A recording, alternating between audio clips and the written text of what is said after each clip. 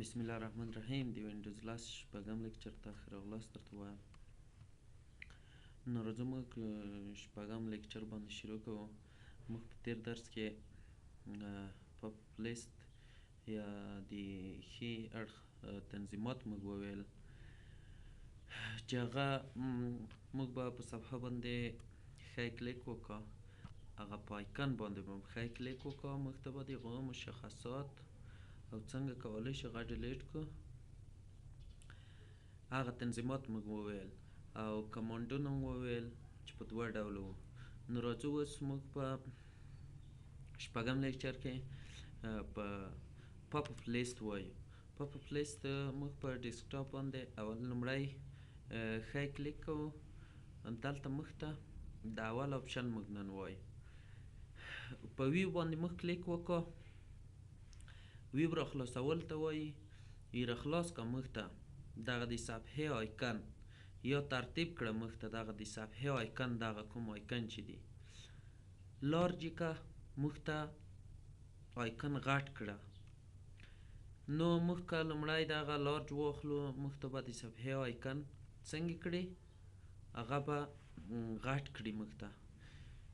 دوهم رڅو میډیم آیکن، یعنی موږ ته متوسط که، نه ډیر کوچني نه ډیر لوی، متوسط. دریم رڅو سمال آیکن، یعنی موږ ته ترتیب کړه دغه د صفحې آیکن کوچني یې کړه، نو موږ ته به یې کوچني وښیي. راځه زه دلته د دو شارکټ درته ښیم، شارکټ نه د دو هغه شارکټو درته ښیم چې څنګه کولی شو موږ په اتومات ډول د شارکټ د لارې درس ترتیب کړو. نو راځو موږ لومړی غواړو چې صفحې آیکن لوی کړو، کنټرول شیفټ یو به ووایې، موږ ته یې غټ کړل، لارج یې کړل دا صفحې آیکن. دوهم راځو موږ کنټرول شیفټ دوه به ووایې، متوسط ډول یې کړل، ته متوسط نه یم خیر یو څه غټ کړل. دریم به راشو کنټرول شیفټ درې به ووهو، دا موږ ته متوسط ډول کړل. اوس څلورم رڅو کنټرول شیفټ څلور به ووایې، موږ ته یې سمال واخیستل، یعنی آیکن یې موږ ته کوچني کړل.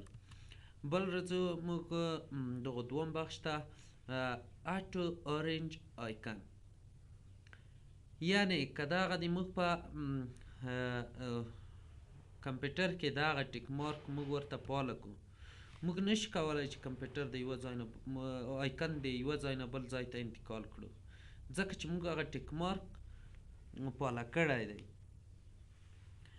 نو که چیرې دغه آیکن د موږ په کمپیوټر کې فعاله وي، موږ نشو کولی چې آیکن د دغه ډیسکټاپ د دغه صفحې په مخ سره ترتیب کړو. نو که چیرې موږ دا غیر فعاله کړو، موږ کولی شو چې آیکن د یوه ځای نه بل ځای ته سره ترتیب کړو. دوم راځو الاین آیکن ټو ګریډ، یعنی که چیرته دا د موږ په کمپیوټر کې فعاله وي، موږ کولی شو چې په خپله خوښه یو ځای ته انتقال کړو دغه آیکن، چې چیرته مو خوښه وه هغلته یې باید موږ انتقال کړو.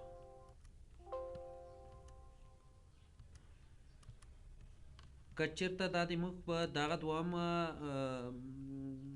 الاین آیکن ټو ګریډ دا که چیرته د موږ په کمپیوټر کې فعاله وي، موږ کولی شو آیکن د یوه ځای نه بل ځای ته هر ځای ته چې غواړو موږ یې سره ترتیب کړو په لاین کې.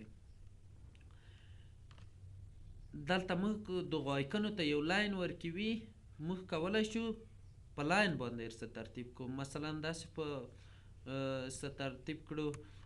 او که چیرته د موږ کمپیوټر کې دغه آیکن فعاله وي، نو موږ کولی شو چې آیکن سره ترتیب کړو. که چیرې غیر فعاله کړو، موږ کولی شو په خپله خوښه باندې آیکن یو ځای تر سره ترتیب کړو، بې لاینه یې کړو، بیخي د لاین نه یې وباسو. نو موږ دغه آیکن سره یوه ځای ته کړل، موږ غواړو چې اوس بیرته یې لاین ته راولو، نو موږ به دغه دغه الاین آیکن ټو ګریډ ته ټیک مارک پاله کړو، بیرته موږ ته هغه په لاین کې کړل. دریم رڅیو مهمه خبر ده، دریم شو ډیسکټاپ آیکن یوه ښیه موږ ته په دغه ډیسکټاپ باندې آیکن که چیرته د موږ په کمپیوټر کې دغه ټیک مارک ورته غیر فعاله وي نو موږ به ډېر سرګردانه وو چې اوس د موږ د صفحې آیکن څه شول، دا خو منډې وایه خو منډې وایه. نو څه به وي هغه چې په کمپیوټر باندې یو نفر نه پوهېږي نو هغه به ډېر ورسره سرګردانه وي. خو که چیرته یو پوه نفر راشي موږ په کمپیوټر باندې ښی کلیک وکړي، راشي دلته شو ډیسکټاپ ته آیکن ته دغه ټیک مارک فعاله کړو نو کولی شي چې هغه آیکن بیرته د موږ په ډیسکټاپ باندې وښودل شي. نو